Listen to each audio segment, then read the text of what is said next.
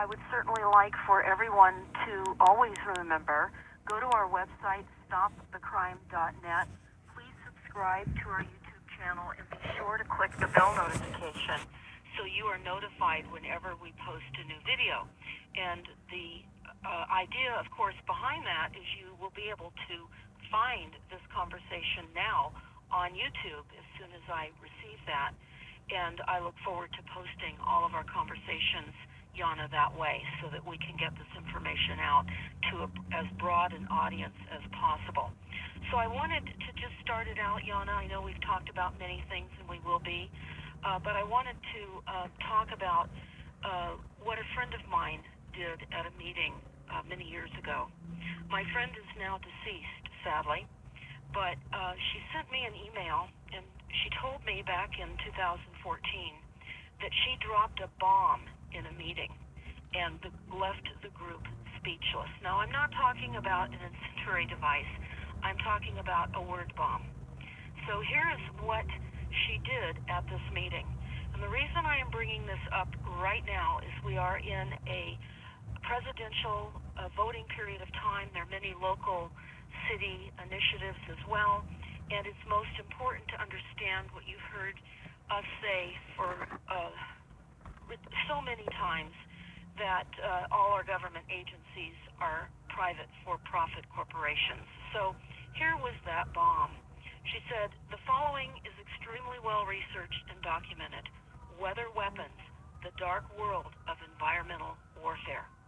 While Rockefeller's Club of Rome, the so-called government, and the private corporation known as NASA are blaming the people for climate change, the industrial military complex is covertly and intentionally creating climate devastation across the entire globe.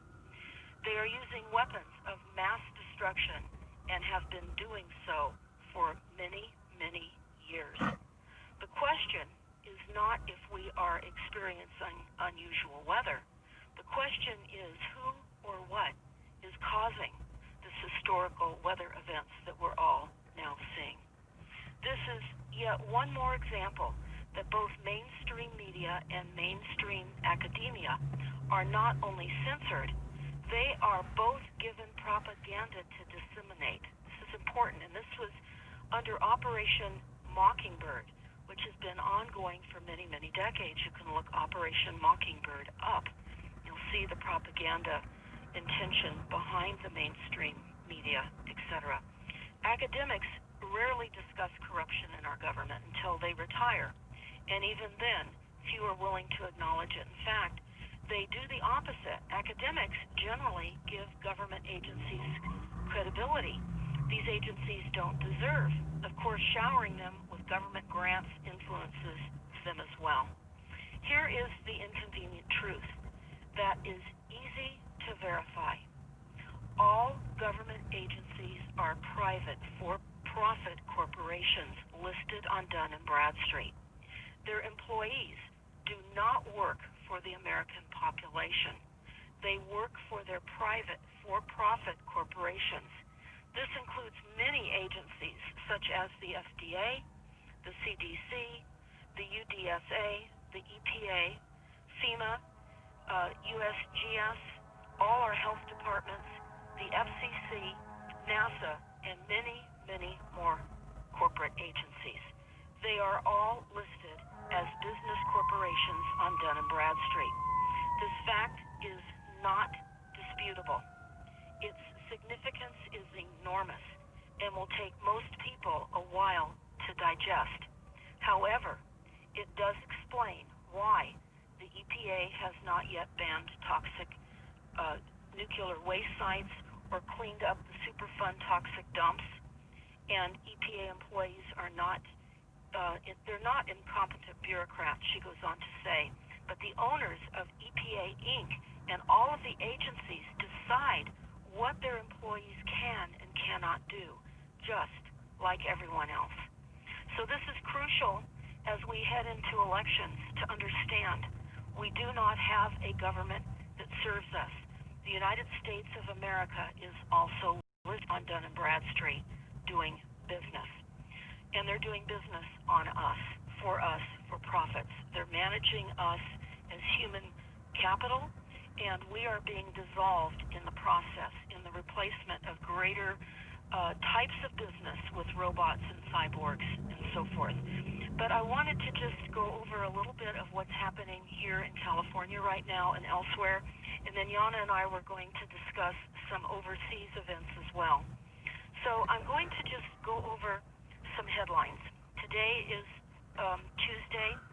It is October the 27th, and here are some of the headlines, and I'm going to go over a few, just so that all of you understand the limiting communication that is now occurring. So they are saying that the White House now declares the pandemic is over. COVID is spreading faster than ever. They say that the New York City tells residents not to travel for Thanksgiving. We're going to talk about some Thanksgiving mandates that have now been seen on the California website, and we'll do that in a moment.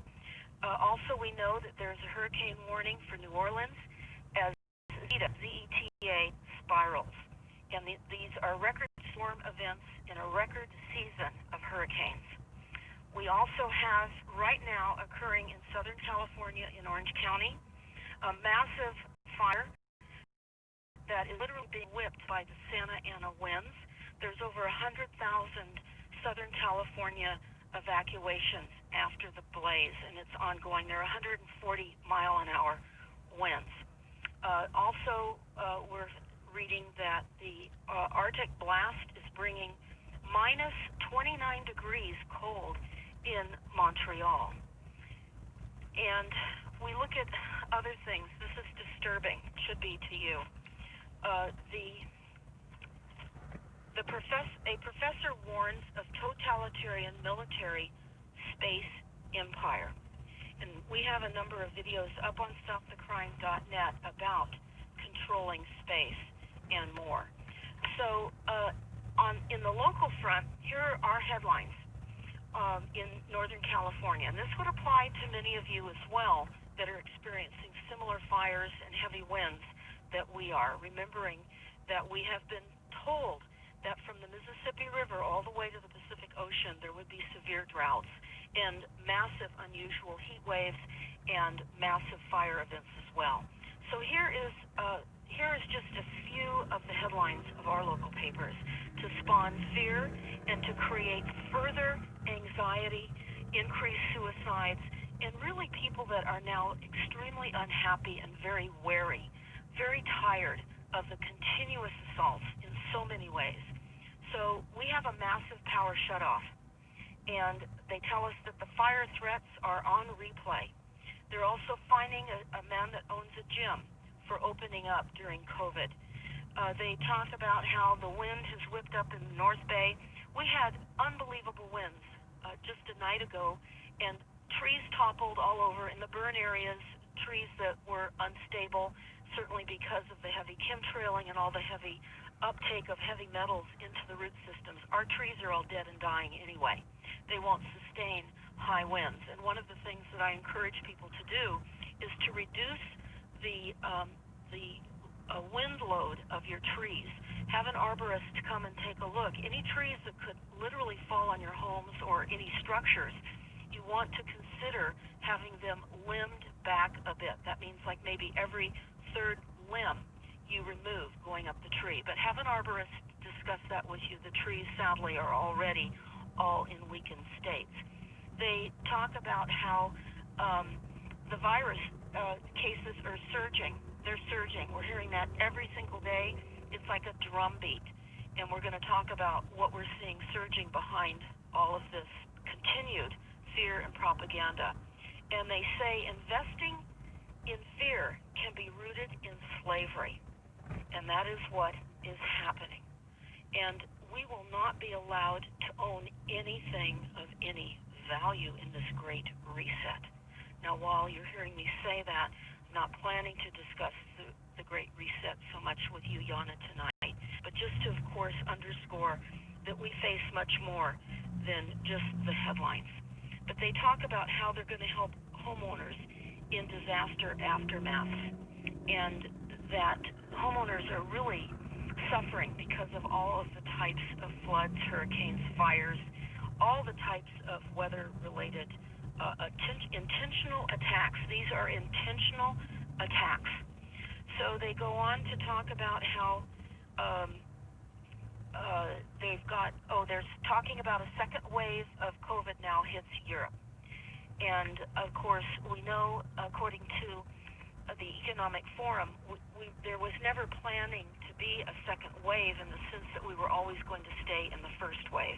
But now we can see potentially things are changing, and there's a little bit more of a direct assault with bioweaponized warfare, and we'll talk about that a bit tonight as well.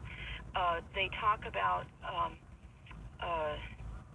again, all political garbage just to distract us all, while bigger plans are unrolling as we see this happening. Here in Northern California and other areas where we're known for our grapes, we're in the wine country, and it's important to understand that because of all the fires, they ceased picking the vineyards. So we have many Latin, Hispanic people here living in communities, working very hard, living very decent lives with their families, multiple families in their homes in order to survive because they earn so little. But now they're in crisis because they are struggling to survive. They've had their workloads massively curtailed because the grapes have literally not been picked during all of the smoke.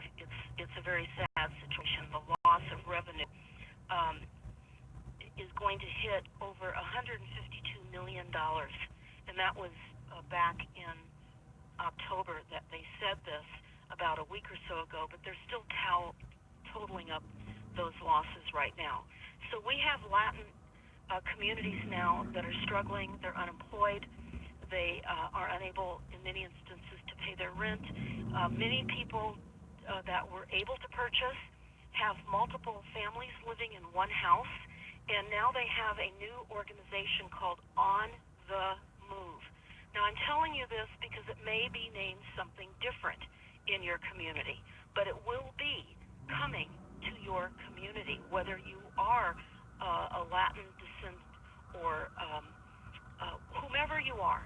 On the Move is coming, but they are really literally going into all of the communities and certain zip codes of suppressed populations and lower incomes.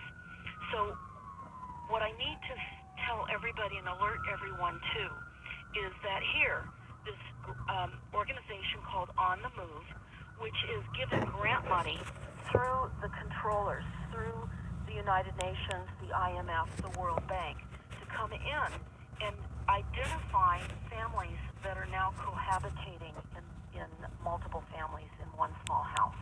That is, of course, not allowed. And these family members and families will be certainly scattered. They're not going to be able to stay as they culturally do to help one another. Many will lose their homes. They will become homeless. This is the plan. These areas will be blighted, and then ultimately, far down the road, either completely abandoned communities or certainly burned down communities or sold for less than pennies on the dollar, because we won't even have a dollar to sell pennies on either. But this is how they're dismantling the communities, the hardworking Latin communities here in Northern California. I'm sad to say that it is the Latin communities that provide the labor for all of the farming here. So as they dismantle these Latin communities and these people are forced to go into other lines of work in order to survive, some are also relocating, and sadly, many are going into the pot industry where they're paid a tremendous amount of money for harvesting pot. Now, I'm not saying that all of the Latin people do this, not at all. I'm just saying that people are being forced because they cannot now pay their rent or their mortgage, let alone buy food and clothe their families. So watch for these different organizations coming into your town. I also wanted to say that there's a massive enhanced testing push that is beginning in all of our communities right now as well, through organizations like On the Move and other organizations that will require everybody be COVID tested. Now, all of you need to do a little of your own research to understand that the COVID bristle brush that hits your blood-brain barrier as they ram it up your nose. I even read, Yana, that someone's blood-brain barrier was actually pierced, and I don't know the status of this person, but it was not good. Did you hear about that?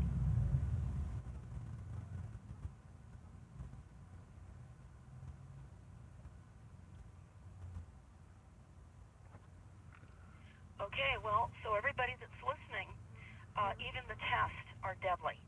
And besides On the Move, there's other organizations such as CORE, C-O-R-E. It's a community organized relief effort. And it's interesting to note that the chairman of the board of CORE is Sean Penn, none other than Madonna's ex-husband. And they literally have set up to go into all of your communities to perform and deliver the tests. In fact, Yana, I was really stunned to recently find out that there is a fire department in Texas that is now giving children the flu shot. And we'll talk about that a little bit more as we move forward. But I'm going through, again, some more headlines. Homeless services will cost over $704 million and counting in Northern California. And of course we know that they're pilfering that money, pocketing it, and leaving people on the tents. And worse, experimenting on a lot of these homeless people as well, which is what they've done in whistleblowers' accounts of homelessness in Seattle. In fact, even the people that live in downtown Seattle are all being hit with such increased levels of frequencies that they're being given all kinds of illnesses and certainly heart attacks, etc. But again, we're also told that our region remains under high risk for wildfires. Now remember, these are not wildfires. These are arson fires started by our own governments, the governments of the corporate agency structure. Remember that. One of our papers is telling us that educators are alarmed by the grades due to distant learning. And they say that borrowing is low. They're encouraging people to borrow more money. Do not borrow more money. And they're looking at the cost of local health plans and what they're going to be funding your local health agency with.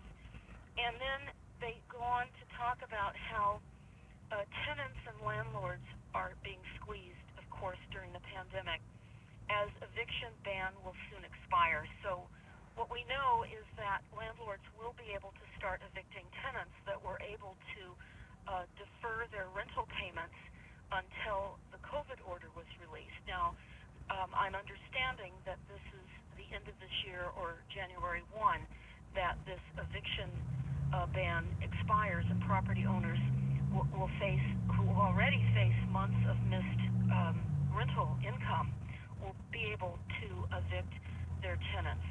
And they're showing the consequences of people that have been evicted and set out onto the streets. This is what we're going to face, an enormous level of evictions and homelessness and people hungry and marauding in the streets and disappearing. Homeless encampments are disappearing. I don't know if you're noticing that. But they're also good places for mercenaries to hide in as they create more terror, more vandalism in our communities as well. So moving on to what I wanted to talk about, Yana, I know that you wanted to talk about what's happening overseas with the lockdown. It's horrific, and everyone needs to hear this. And then I will follow up with some lockdown information, and then also the lockdown in California, what our governor is saying. So, Yana, what's happening overseas? It's horrific. Yes, well, all of these second lockdowns are beginning in small European countries, especially Eastern European countries. One of the countries being Slovakia. Slovakia is a very, very small country of about 5.5 million people. And of course, there are disarmed people. There are ex-communist country, but they didn't have communism for, over 25 years now, or even 28 years now. They had so-called democracy, but these people there right now are undergoing horrific things. They're on the second lockdowns, and they are force testing them. Of course, quote unquote, they're telling them it's not mandatory. However, they're going basically to these communities, setting up tents and force testing everybody, and they cannot go out without being tested. They have to, if they refuse to be tested, they have to stay home. Okay, they have to stay home. They cannot go to work. They cannot go anywhere. And if they are found wandering outside or going even to store, refusing to get tested, they are found. They have to pay a fine of 1,600 euros. Now, remember, these people there, their average salary is about $500 to $800 a month. $500 to $800 a month. They're struggling to survive as it is. They have to have 2 or 3 members of family working just to make it, right? So everybody is very scared, and most people, 99% of people, are getting tested because they want to go to work. So anyway, they have this testing right now. Basically, of course, they say it's not mandatory, but it is mandatory. It is forceful, because if you cannot go to work or if you cannot go to store without being tested, that's mandatory testing, right? Okay, and they are going to be followed up by another testing 1 week later. Like after first testing, they will have a second test a week later.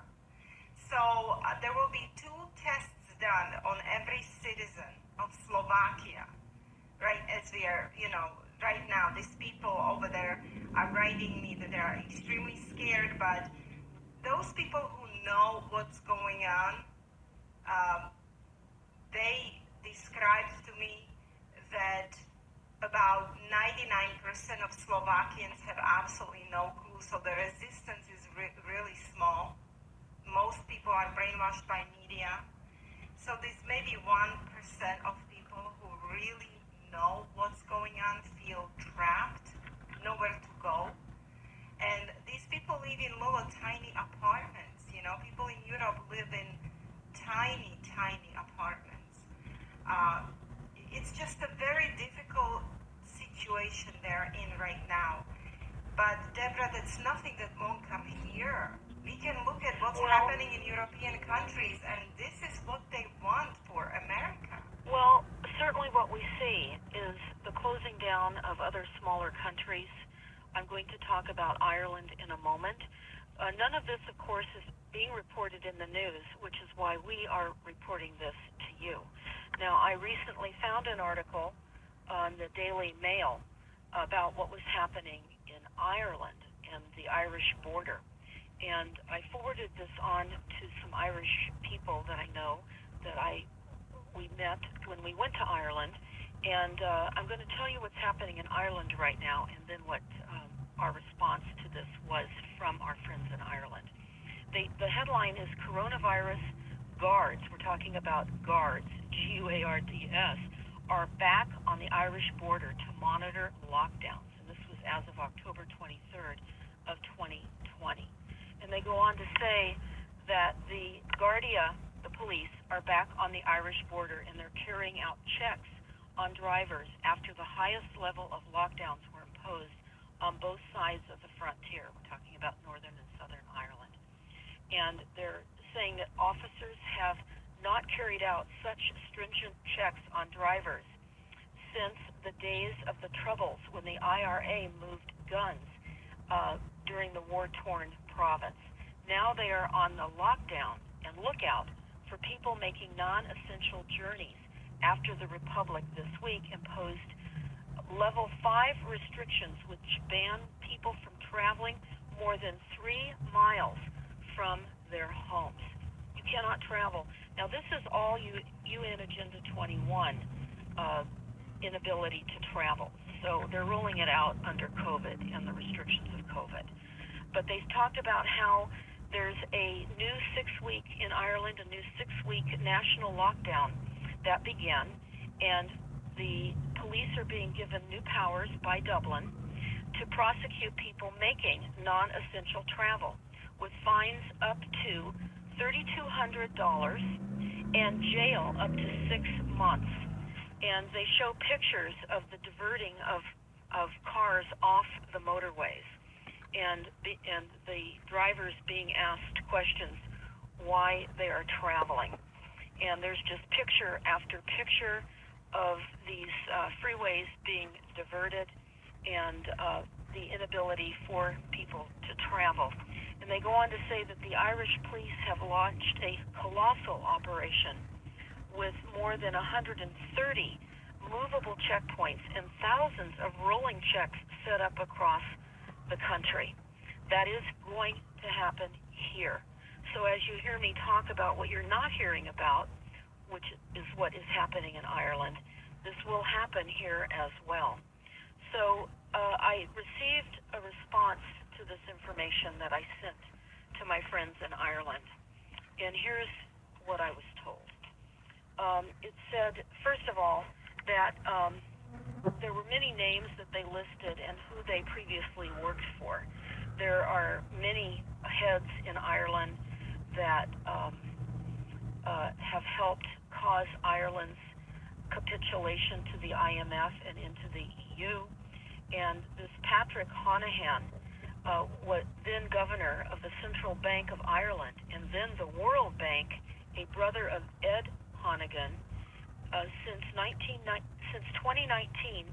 he has served as chairman of the Ethics Committee of the European Central Bank.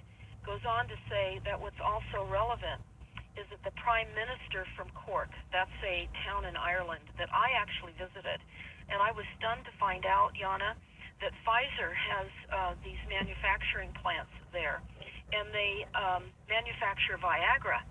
And Cork, C-O-R-K, for anyone who wants to look this up, C-O-R-K in Ireland manufactures Viagra there. It's in the atmosphere and in the water, and people are extremely sexualized there as well as the animals. And I didn't know that. I would not have known that if I hadn't have gone and heard these stories firsthand. But my friend goes on to talk about, with the UN flag flying over one of their main government buildings on Easter Sunday, they say a most significant day in Ireland, marking the date of the East Rising. It would be insulting enough. But now, since joining the United Nations Security Council, United Nations UN flags are flying over all government buildings. This is hugely significant and very ominous. Goes on to talk about the checkpoints and lockdowns are becoming very, very oppressive. The UN camp, they have a UN camp in one of the towns, Kilworth, K-I-L-W-R-T-H. And the UN camp at Kilworth, so my friend is telling me, has been used as an isolation center for Brazilian workers from 3 meat companies who tested positive for COVID-19 virus, as well as families from traveling communities. So Ireland is known for its sheep and its wool products and its beautiful hand-woven products as well. And when we were there, the Irish sheep farmers were already being very suppressed by the climate action plans, the sustainable development plans that are already adopted in Ireland. They were already getting squeezed. So just like the United States, they're now shutting down meat manufacturing plants, claiming that it is extreme COVID events, when in fact, with all the 5G satellites overhead, people are going to certainly experience COVID-like symptoms. But they go on to tell me with the current lockdown, the street traders in Cork, where I told you they manufacture Viagra, the street traders demonstrators have all been banished, and the Irish Army has set up an operation in the city center with tents and equipment less than a month after the global protest against 5G. So there was quite a bit of opposition in Ireland against the 5G. So since that global protest, now the military has set up and taken over the downtown area of Cork. They go on to say in an interview with the Irish Examiner, Brigadier General Brian Clary, who heads the military joint task force, and they have contingency plans in place to put thousands of soldiers, sailors, and air crews into battle if the government asks for them. He goes on to conclude by saying the Defense Forces are helping out at 20 fixed testing centers. They have been involved in creating a number of pop-out tent testing centers at meat plants and nursing homes, and are primed to install many more. They go on to send me a form, and they say, here's another curious occurrence, it's the offer for free flu shots for children. And they sent me a picture of the form that has to be completed by parents that hold the consequences of the flu shot. They hold harmless any consequences. And it's a very brief form, but that's the main objective, is to hold harmless any consequences of your child getting the vaccine for the flu. But they go on to say that this came out of the blue, and there is no indication of what flu shot or nasal application they're even using, because so much is happening in Ireland, it's not reported in the national newspapers or even in the radio stations anymore. And they continue to roll out 5G, also with nothing said about it in any of the papers. I'm being told here, I feel what's coming. Deborah, all we can do is what we do. We don't have a bug out bag because there's no place for us to go. We just want everyone to stay safe for as long as everyone can. Much love from Ireland. So Ireland is under mass attack. It's an island, and as we can see with what Jana said about some of the small countries, this is going to be happening where these areas are easily controlled. And I want to add this. Ireland has been fluoridated for many, many years, and it was very uncomfortable to be there because all the water's fluoridated when you take a shower, wherever you drink, the ice cubes, even their very well-known Irish beer, it has fluoridated water in it as well. So that numbs down the Irish people's fight instinct that they have, and that's certainly why Ireland was fluoridated. But you can check the fluoridation in the United States. Many of the main cities are fluoridated. It's a chemical toxin. It degrades our neurological abilities to function or even to think. And this was used certainly in World War II to really not require as many guards in some of the prison camps because they were fluoridating the prisoners as well. And I mentioned too, Jana, that there are firefighters now that have received federal grants to vaccinate homeless and low-income families for the flu. So the push is on the flu shot. And what we know is Dr. Molden, a Canadian doctor who passed away, discovered while he was a neurologist and graduated the highest in his class, was wondering why so many people were getting strokes. And he was just seeing this commonality amongst getting strokes and heart attacks, etc.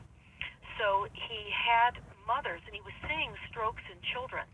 So he had mothers that were coming to him with autistic children and children that were underperforming, and even adults, with giving pictures of the kids during their early life, and then lining these pictures up.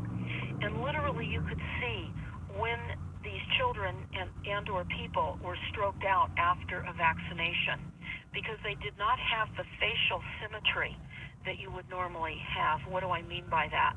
You would see a drooped eyelid. You would see a lip corner corner dropped, or a cheek dropped, or the appearance that an ear is dropped. People have been being stroked out by anything and everything that has been injected in us.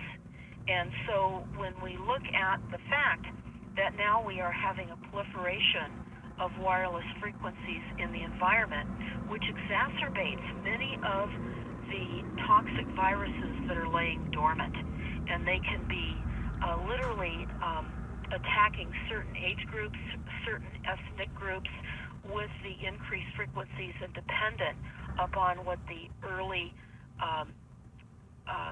shot protocol was that person had as well. So Ireland is under siege. I also want to, I'm going to talk about Dark Winter here in a moment, because it is a bioterrorism exercise, and it was discussed during the last presidential debate, and Joe Biden brought this up. And in fact, I'll just discuss this right now, and then I'll go on into another Hold on, document. I'm reading some more details from Slovakia that I omitted here. In the email that they sent me, they are having police and soldiers in streets at the testing centers or tents or whatever they're setting up over there. So that's one little detail. Okay, so it's basically martial law, medical martial law. They don't have enough health workers to test people, so people are worried that there is a talk of allowing soldiers to perform testing. Now this is absolutely horrific. Well, Yana, we are told in Operation Warp Speed that our military will be activated to do what's necessary to make certain that everyone receives the vaccination. And so we are seeing, again, even the fire department is now offering to give flu shots to children and homeless people. And why firemen? Well, because people revere firefighters. They are held in high regard. But if you look at the corporation of the firefighting system, they are also a corporation doing business listed on Dun & Bradstreet, and they ascribe to Sustainable Development Goals. The Sustainable Development Goals literally eliminate our use to access resources that will continue our lives as we now know them. Our lives as we currently know them, enjoy now, because they're over.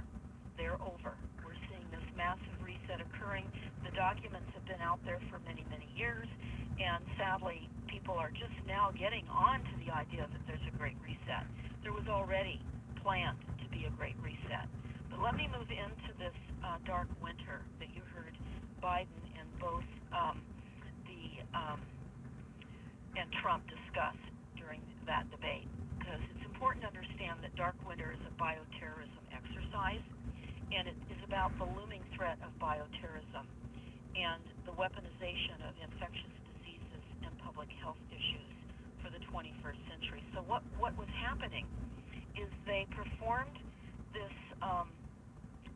training back in June the 22nd through the 23rd of 2001, and John Hopkins, the Center for the Civilian Biodefense Strategies, in collaboration with the Center for Strategic and International Studies, and on, we're looking at the Oklahoma National Memorial Institute for the Prevention of Terrorism, and they held a senior top-level exercise entitled Dark Winter. And it's a simulated covert, in this instance, it was to simulate a covert smallpox attack on the United States. And what would develop if such a bioweapon was released on us by another country. And they actually talk in this document, the other country, as being potentially Russia, but that they're having to hunt for that other country. But Dark Winter is a tabletop exercise. And what is a tabletop exercise? Because you'll hear that word. It is disaster preparedness activity that takes participants through the process of dealing with a simulated disaster. Because disasters have been pre-planned. Everything we are experiencing has been pre-planned. And there's documents on all of this, and I'll get into something about that as I continue working through the discussion of Dark Winter. Because, again, this took place in December, and it was a smallpox transmission rate, and it was during the seasonal high of those kinds of illnesses. But it was the first such exercise of its kind, and they said Dark Winter was undertaken to examine the challenges that senior-level policymakers would face if confronted with a bioterrorist attack that initiated outbreaks of highly contagious diseases. And so again, on June of 2001, John Hopkins, as I said earlier, and these other organizations were involved on masterminding this pre-planned simulation for a future bioterrorism attack. It's as though we know that we're to be told everything in advance before it happens. So having these pre-planned simulated workarounds is pre-telling us what's going to happen, and even giving us a little bit of a leg up so that we can take a look at how we might respond.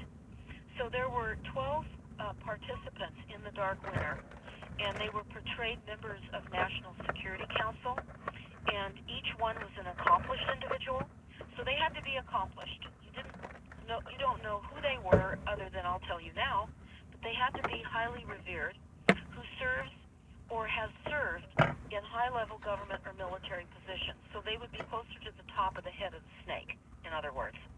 And among these, they talk about Honorable Sam Nunn, N-U-N-N, former U.S. Senator from Georgia, played the President of the United States during this simulation. And the Honorable Frank Keating, the Governor of Oklahoma, portrayed himself. 5 senior journalists who currently work for major networks. Again, all networks are funded by the international bankers. They're all controlled to disseminate lies to all of us. So they had also media in cooperation with this planned event of a future, and other news organizations that observed the deliberations and the simulated attack and participated in mock press conferences during the exercise. And in addition, there were 50 people with current or former policy operational responsibilities related to biological weapon preparedness observed this exercise as well. And under Dark Winter, I found a list of names, all of those that were participating in this. Were you ever told about this mock drill of a bioweaponized attack back in 2001? No, you were not, unless you knew where to look and find this information. And I'm going to go over a little more about what we didn't know and weren't told, but was available for us to find. So Dark Winter was constructed to examine the challenges, again, that policymakers would face if confronted with a bioterrorist attack that initiated outbreaks of highly contagious disease. The exercise was intended to increase awareness of the scope and the character of the threat posed by biological weapons among senior national security experts and bring about actions and resilient plans. And the first, again, this was the first exercise of its type back in 2001. And they go on to talk about many things under what do you want me to do? Huh? What can I do for you? Just $10, and that's it. But the bottom line is it's a simulated bioweaponized assault on the United States. And of course, many countries have been doing this for decades. We, in fact, have been assaulted by the United States. And I will read what I found a number of years ago that caused my husband and I to fly back to Washington, D.C. Thank to you. go to the Records Department.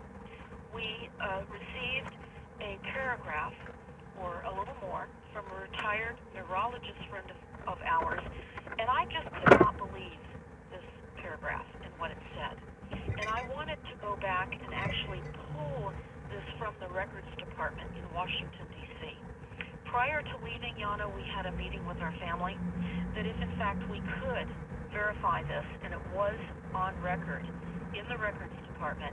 Our lives were over as we had been lied to, and the sense of betrayal. So we went back to Washington, D.C., and we asked for this document, and I'm going to read it to you, and I have this document. I received this document. It was Public Law 95-79, Title 50, Chapter 32, Section 1520, that's 15200, and it's entitled Chemical and Biological Warfare Program. The use of human subjects will be allowed for the testing of chemical and biological agents by the U.S. Department of Defense, according to congressional committees, and respect to the experiments and studies. The Secretary of Defense may conduct tests and experiments involving the use of chemical and biological warfare agents on civilian populations within the United States. So remember, you live within a corporate network of